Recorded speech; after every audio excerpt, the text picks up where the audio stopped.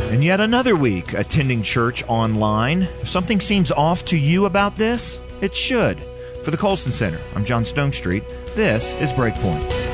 Last week, a pastor at a megachurch in Tampa, Florida, was arrested for holding services in defiance of a ban on public gatherings. The very idea of the government arresting a pastor for holding worship services in America, well, it raised plenty of red flags. However, and I do say this as someone who spends a lot of time raising alarm about religious freedom issues, including about the recent despicable threat by New York City Mayor DeBlasio to permanently close down churches, in the face of this global pandemic that's now hitting the United States particularly hard, temporarily suspending church services is not only justifiable, it's wise.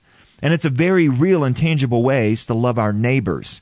There's historical precedent for what the government is asking of us and what churches are doing. During the 1918 Spanish flu outbreak, for example, state governments closed churches, schools, theaters, and other public gatherings to slow the spread of the disease. By all indications, it really helped. Once the pandemic passed, churches reopened their doors. And back in the 1600s, Puritan theologian Richard Baxter wrote in his church directory, "If the magistrate, for a greater good, such as the common safety, forbid church assemblies in time of pestilence, it is a duty to obey him," he wrote. Baxter based his case on nothing less than the words of Jesus himself.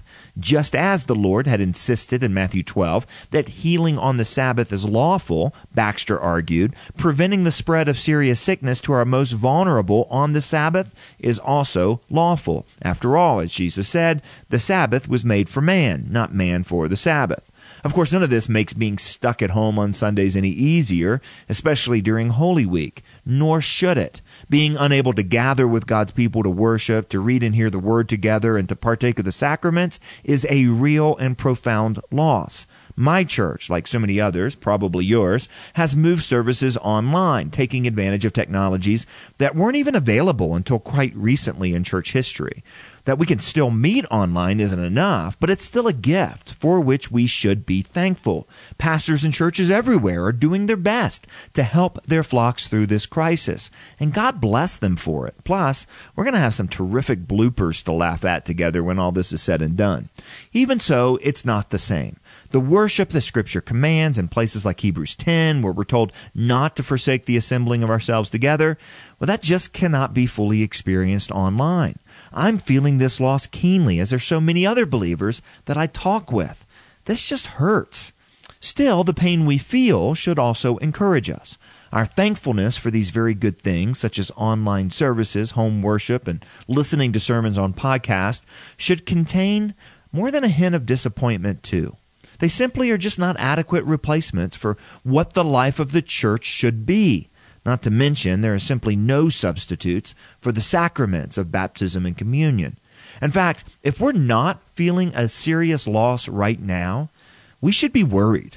If remote services on a laptop feel normal, then church has become nothing more to us than a spectator activity. And we've become, well, spectators of worship rather than worshipers. Among the most consistent and foundational teachings of Scripture in church history is that humans are embodied beings. To put it simply, our bodies are not incidental parts of our humanity or convenient carriers of our real spiritual selves. To be human is to be physical and spiritual. Both of these aspects matter. That's how God made us. Jesus, who is God in flesh, saved us into a larger corporate body, which he will one day make fully into his bride. We could no more permanently carry on our Christian relationships with God and the church over an internet connection than spouses could carry on a marriage that way. And this is the difference between doing church and being the church. While we are unable to meet for worship, the hunger for something more is a sign of spiritual life.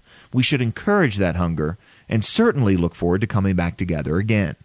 To do so, especially in the midst of the current threats of death and disease, is to ultimately be a sign to the world and to each other of that day when Christ will fully bridge all the distance between himself and his bride, when he heals all sickness, finally restoring all things, and making his dwelling with his people.